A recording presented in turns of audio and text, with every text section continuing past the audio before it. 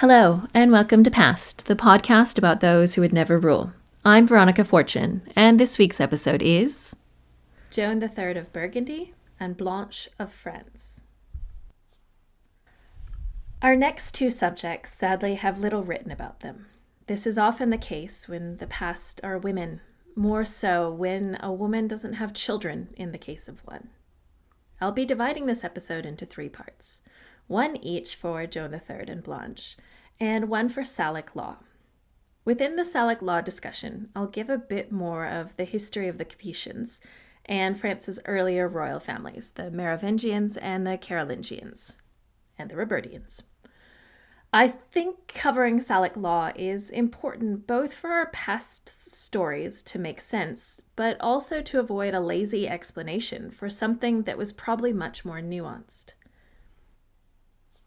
Superficial research of French history, much like looking at succession for illegitimate children, will often include one-liners that gloss over the actual facts of the situation. For illegitimate children, it's the church. For French royalty, it's something along the lines of, due to Salic law, women could not inherit the throne, and their children had no claim to it. It's almost never a fulfilling explanation, and I don't want to leave my listeners with that. I want to dig a bit deeper.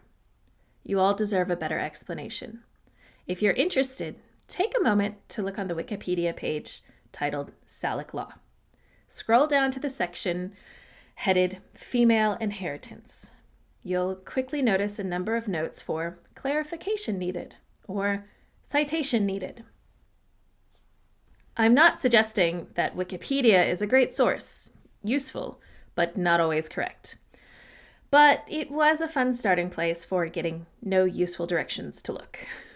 Hopefully, I'll be able to provide some clarification. Joan III, Countess of Burgundy, in her own right, was born in May 1308. She was the oldest of Philip the Tall's children. At the time of his ascension, he had 4 daughters, including Joan, and 1 son. Only his daughters would survive him. Joan's mother was Joan II, Countess of Burgundy, also in her own right. Joan II of Burgundy has been mentioned before. She was arrested for knowledge of the behavior of her sister and sister-in-law.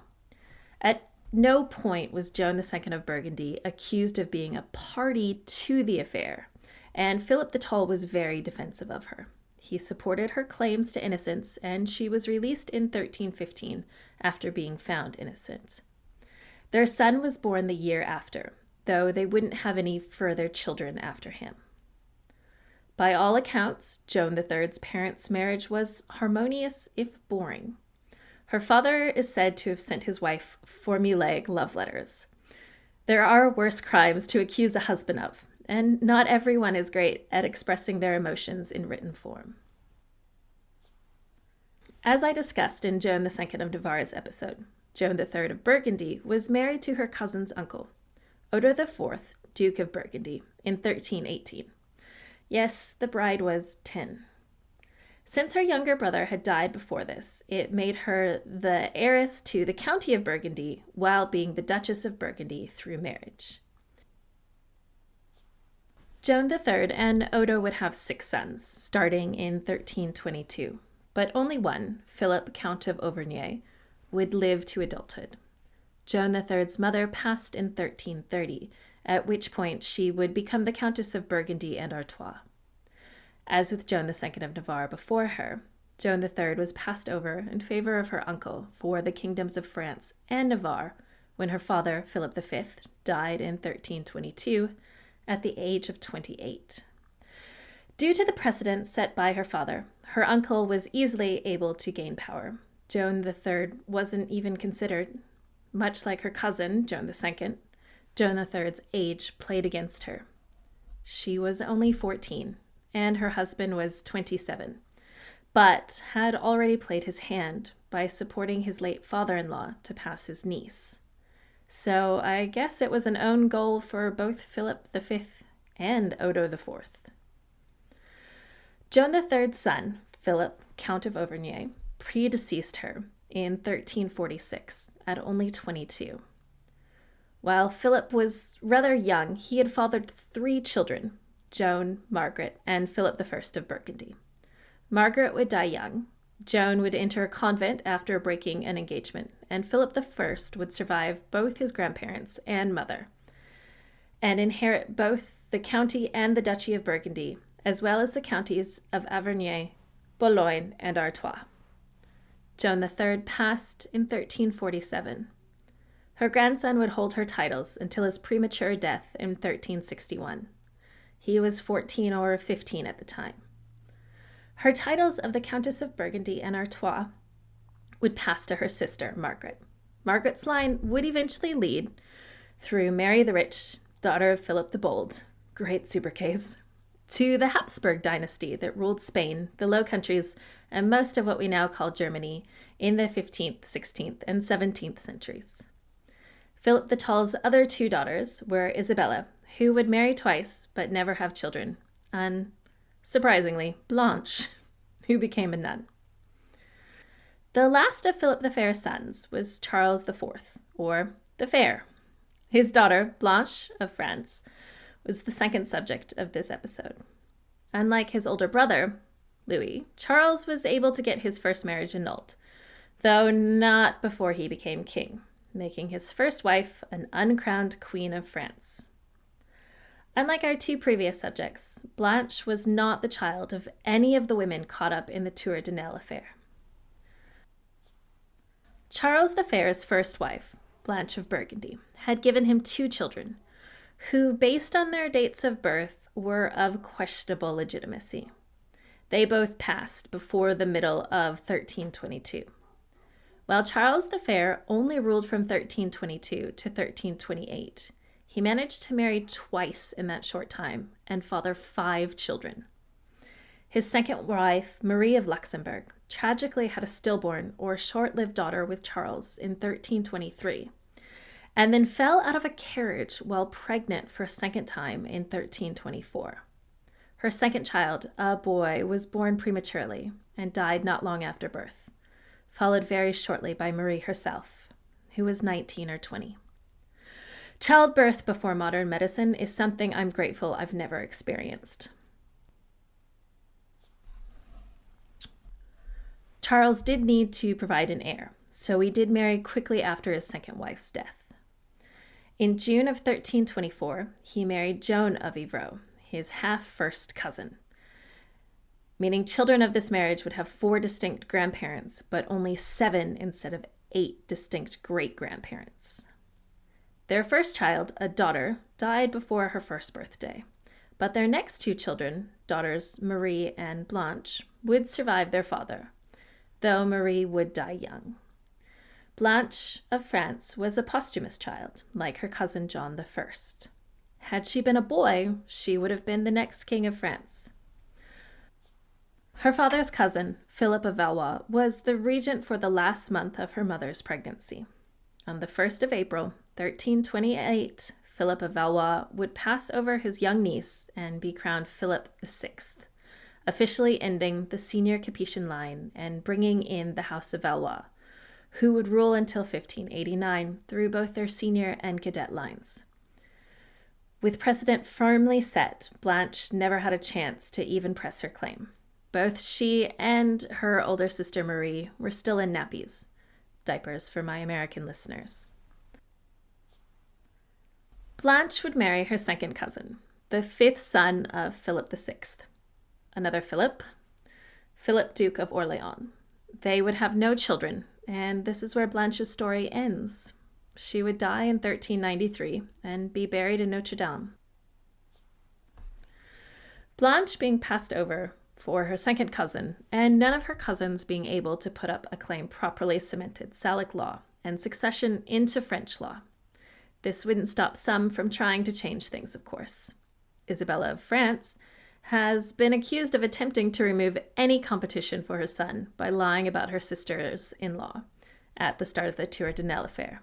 Her son, Edward III, King of England, would claim the French throne. His claim and the support he had from his cousin, Joan II of Navarre, were the leading causes of the 100 Years' War. I brought up Charles of Valois earlier. the brother of Philip the Fair, as a historical bad guy. Both he and Isabella of France were accused of planning the downfall of the sons of Philip the Fair to take power for themselves or their heirs. The truth is probably more boring than any fiction. The sons of Philip the Fair became ill with common diseases in times when medicine was not advanced enough to treat them. They did each have at least one son, but like their fathers, these young boys were struck down by illness. Isabella could not have expected all her brothers to die young, even if she managed to have her sisters-in-law removed and the paternity of all her nieces questioned. They would have been expected to remarry, live long lives, and father many more children. Charles of Valois was an intelligent man, but more a blunt instrument than the sharp blade needed for political intrigue. I'm not going to suggest that Isabella wasn't smart enough to come up with a plan that would have seen her son on the throne of England and vying for the French throne. But I think 1314 was a little early to put that plan in motion. I hope you're all looking forward to her episode next week. I know I am. Before we get there, we need to figure out how we got into this huge mess of women not only not being able to succeed, nor pass on succession through their sons. What is Salic Law? In simple terms, Salic Law is property law. Much like the Magna Carta in England, it dealt with property inheritance and distribution, but nothing to do with titles of nobility nor royal inheritance. There was more written concerning cows than titles. Where it could be used to point to not allowing female inheritance is in Title 59, concerning private property, Part 6. It states, "But of Salic land, no portion of the inheritance shall come to a woman, but the whole inheritance of the land shall come to the male sex." It's important to note that other parts of the code allow land and inheritance to go to women, just not Salic land. Salic land, or terra salica, is land granted by the king in exchange for service. Service generally being equated to armed service, hence why the land would go to a male. Women could not perform military service, at least not at the time this was written. But the king was the one who grants this land, and is theoretically, at least, not bound by the rule of performing military service. The service is given to him in exchange for this land. Why would Philip the Tall have used this argument over other possible arguments? Well, obviously, Charles of Valois was planning on poisoning every single Wait, no, probably not. There were two other perfectly good options open to Philip. Joan II of Navarre could have been declared illegitimate, or he could have remained her regent and made sure she never married, making him and his progeny her heirs. Most likely, it didn't occur to him that he wouldn't have a surviving son, so he didn't worry about his daughters needing a way to inherit the throne. Louis X, claiming Joan as his daughter, did make declaring her illegitimate a bit more difficult. There also wasn't a pope around to do it. The second option would have seen Philip acting as king for a very long time, while never being king. Poor luck hurt Philip the Tall as much as his poor choice of legal reasoning. He was very young when he became king, only 23. He and his wife had 4 healthy daughters who would all live into adulthood, and a young son. He had no reason to think he wouldn't have more children with his wife, or find another wife if that one didn't work out. Philip the Tall's usurpation wasn't recognized by much of the nobility, and there were demonstrations in the areas supportive of Joan II of Navarre. By keeping the support of Charles of Valois and marrying his oldest daughter to Joan's likely military supporter, her uncle Odo, he was able to end most disagreement. Philip was actually a relatively good king through much of his short reign. He was much more able and focused than either of his brothers.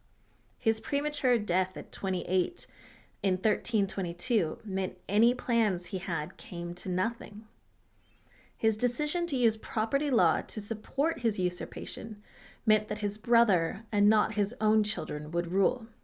His brother, Charles IV, would only last 6 years as king and leave behind a very young daughter and a pregnant wife, mirroring Louis X. As we know, this child would be a girl, not a boy. Did any other countries use this form of inheritance for royalty? Not really, at least not at this time. This was still a bit of the era of might makes right.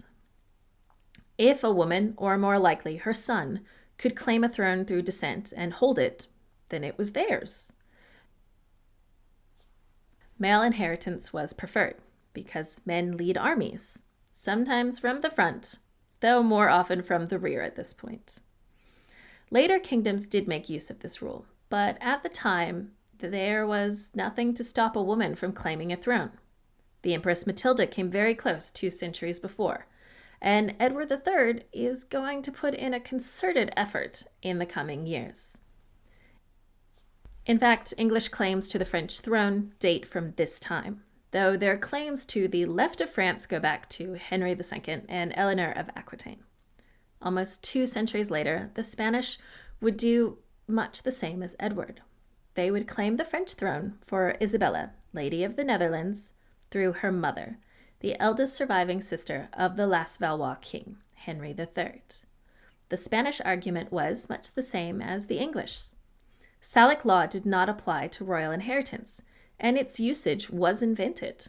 The Parliament of Paris actually declared her the rightful ruler until Henry, King of Navarre, heir according to Salic Law, converted to Catholicism and was crowned Henry IV. With his conversion, he became the first Bourbon king of France. The French also did not have any problem ignoring Salic Law when it came to other countries. During the War of Spanish Succession, the French claim to the Spanish throne was through a female line, that of Maria Theresa, queen consort to Louis XIV and daughter of Philip IV of Spain. While Spanish law had allowed claims through the female line and had even had multiple powerful female rulers, the French found it convenient to follow their own rules only when it suited them. I look forward to next week's episode, Isabella of France. It'll be great to talk about such a bold, instrumental woman after an episode about law. See you next week. Thank you for listening to Past. I can be found on Twitter, Instagram, and Facebook at PastPod. That's PASSEDPOD. Please feel free to email me at pastpod@gmail.com. I have a Patreon that can be found at patreon.com/pastpod.